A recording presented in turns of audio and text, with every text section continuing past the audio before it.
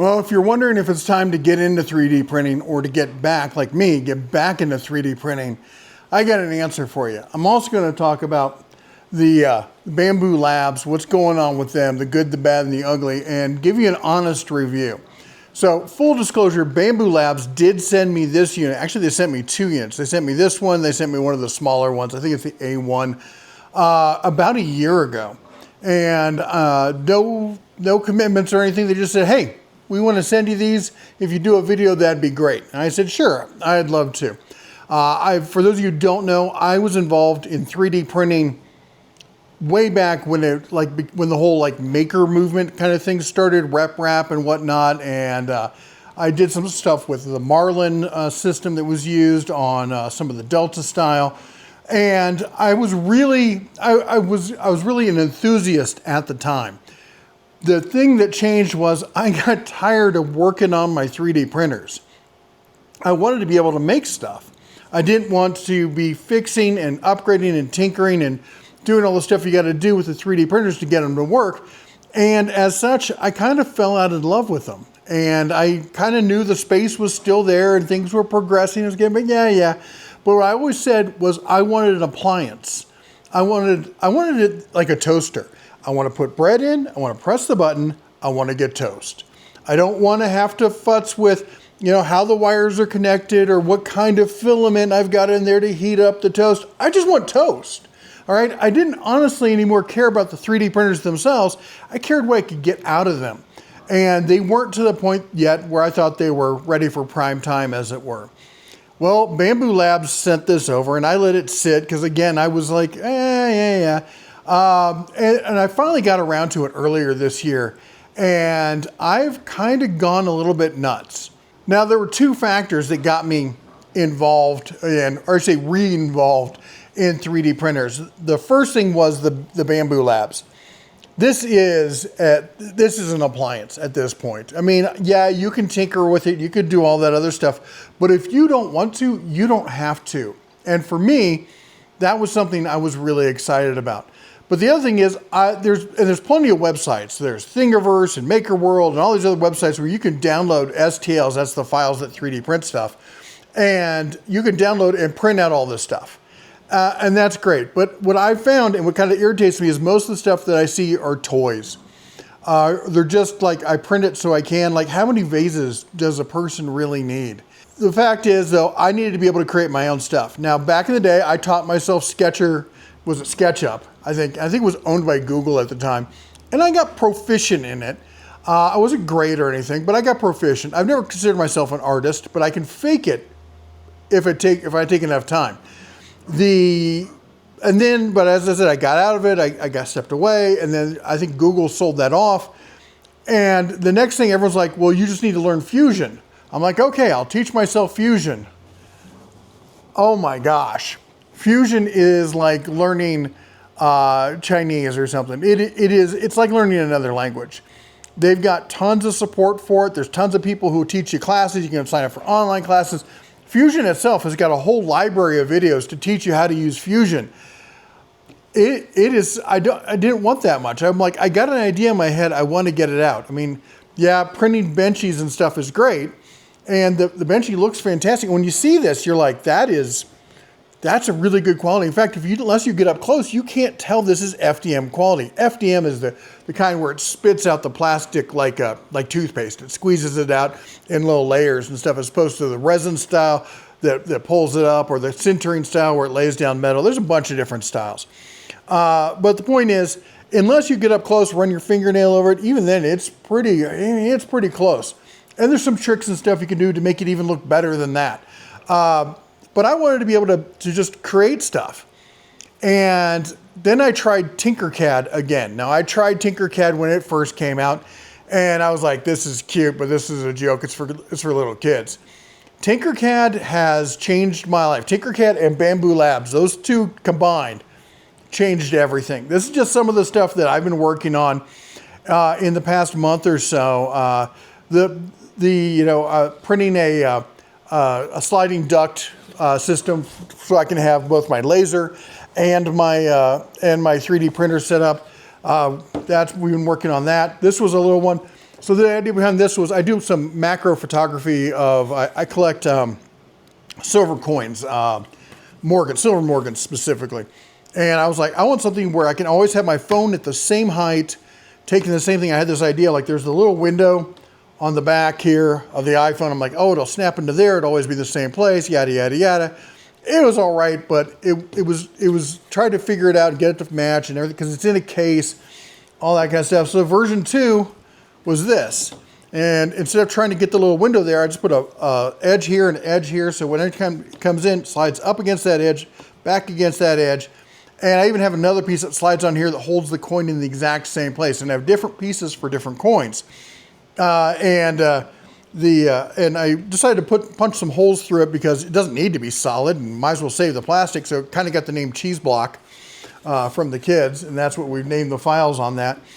And then I decided to go into other stuff. And one of the things, you know, we cover a lot about Harbor Freight here on the channel, is the Quinn set of sockets that came out. And you can go out and buy all sorts of socket. And I did whole videos, several videos on socket and wrench holding and organization stuff. And I've never found anything I liked. I'm like, I'm going to make my own. So this was my first rev. And this is just a good solid block of plastic, not a ton of infill. It's mostly all the walls and stuff. And this will hold all the sockets in this set there and stuff. But I started thinking about how can I organize it so it actually fits modular wise into my toolbox. Now I know a lot of people who know about 3D printing are going to say, well, you need to do Gridfinity. I looked into Gridfinity. Gridfinity is great for things that are going to be out in the open, or they're going to slide around. I see people doing drawers in their bathroom with Gridfinity, and it's completely locked in with the boxes. Wouldn't the boxes lock it in place? Do you really need the grid underneath? On top of that, most toolboxes have a rubber mat. Put that in, it's not sliding very much, okay? I can slide it a little bit. This is a harder rubber than that. But the soft rubber that's in those, it's not going to slide around, especially if I build it so all of them basically fill up the entire tray. So I was like, well, this is great and all, but I also like, you know, on the foam ones where you see the two colors, so that way you can look right at it. You can see if a piece is missing. This was a failed print. And I've had a couple failed prints with this, and each time it could definitely be traced down to user error. I didn't clean the plate, or I selected the wrong filament for something, or I didn't have, in this case, I didn't have enough filament in it, and I left it to print. So that was my fault, but each one of these was a learning curve, and that proved a concept, which led me to this. This is the current version of the Quinn compatible, I'm trying to think of a name that won't step on copyrights, box. So there we go. We got raised lettering telling you which socket is which size. And I know a lot of you guys know sockets. Often you see the deep side is higher than the shallow side. I can't figure out why. I mean, there's my deep. There's a shallow. I could still pick it out just fine. I don't see a reason to vary the height and have the shallows. Well, anyway, it just seemed smarter to do it this way. I did a little bit of a chamfer, if you would, over on this corner. The other corners, though, are still sharp because I want them to line up and fit up against other blocks, you know, like that. I don't want the roll going on between the two. This one does not have the color. I screwed up the layer height. Didn't quite raise the color level high enough. So we got other versions, other iterations coming, but we're going to be releasing the files. And then for people who don't have 3D printing, I'm thinking about offering to sell them. Let me know if you'd be interested. And then some of the other things is organization. One of the first things you think of is organizing. This is, again, I like to show the iterative process of this. I think this was the first one. Now, most of this stuff is printed in PLA. This is in PETG, PLA. This is in some transparent stuff. I had thought lighting, it would help with lighting. And this we did one in PLA. I didn't like it. I think PETG is the way to go on this. And you know, the idea is you put it on your wall and that just slides in right there. This one That one fit even better.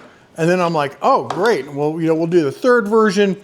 We'll add some holes in here. We'll get all ready. And I decided to print it in PLA for some stupid reason. And it, the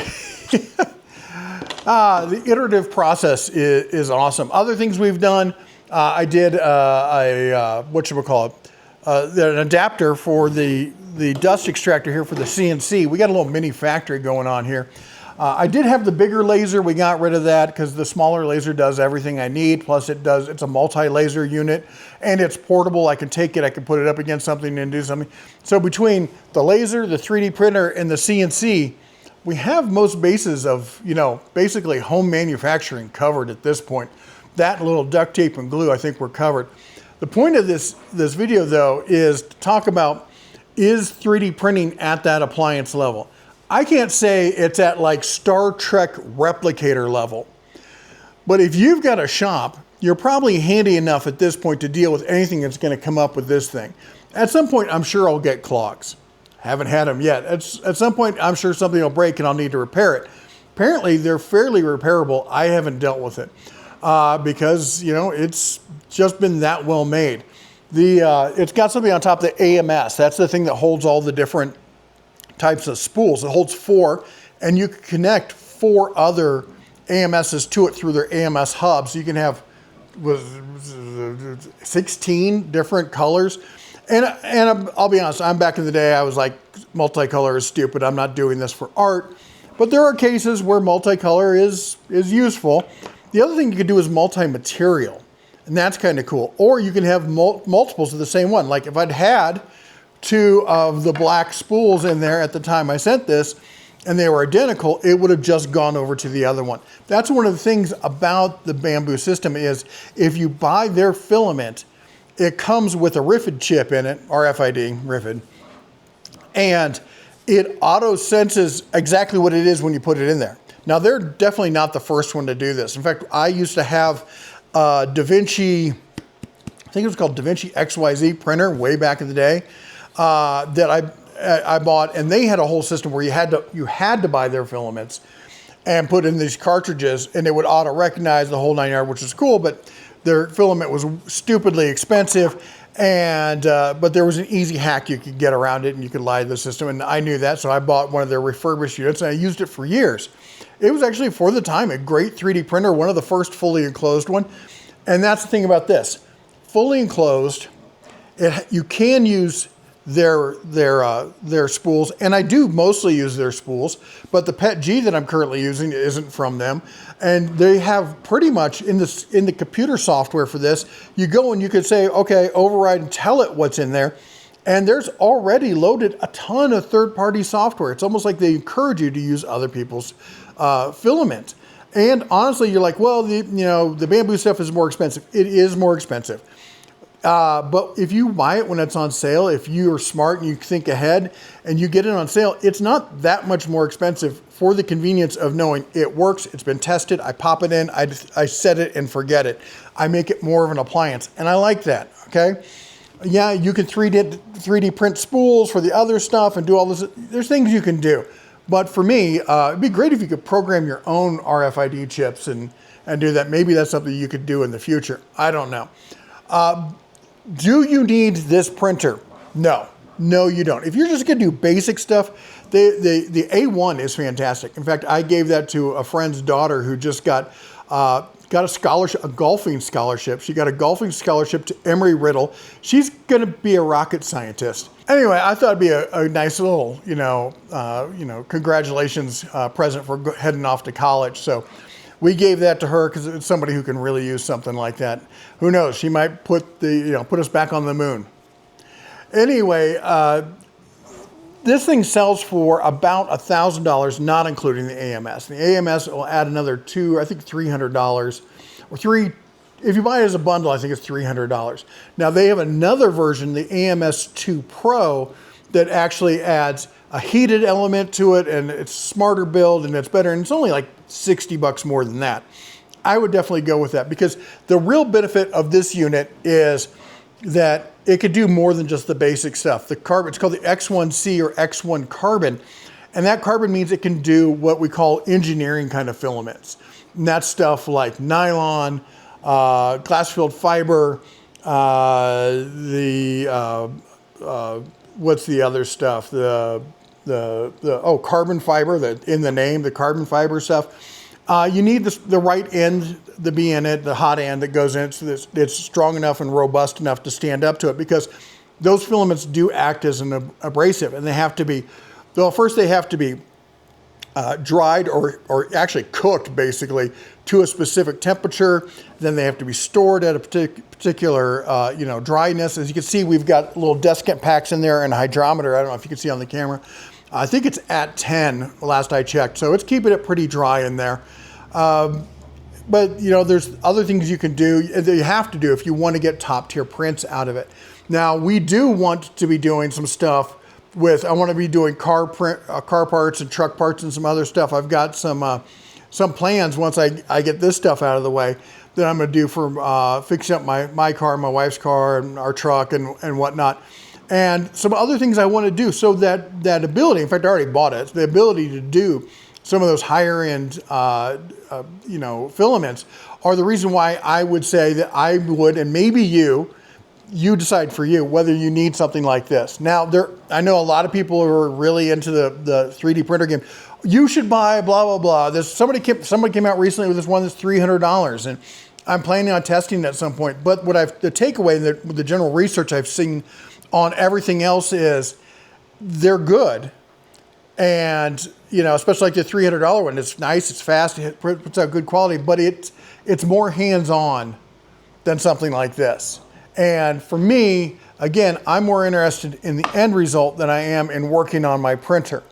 I want the appliance. And for me, that's a nice thing about Bambu Lab. Now, Bambu Lab caught some guff because they changed their system a little while ago to make it more of a closed system, more like an iPhone than a PC, if you would. And that's actually a fairly good analogy. And if you bought an iPhone, or if you bought, let's say you bought an Android phone, and suddenly it got switched to an iPhone, or it had the same kind of iPhone environment, like everything's locked down, you can only use approved apps, yada, yada. A lot of people would be upset. I went with the iPhone because I wanted that environment. I didn't want to be hacking my phone anymore. I didn't want to be side-loading apps and doing all that. I've got other things to do than make my phone a hobby. I've got other things to do than make the 3D printer a hobby. I want the stuff I print to be the focus, all right? And so I didn't personally have an issue with that. In fact, I kind of liked it because I want more of a closed control environment, so I know the stuff I'm going to do is going to work.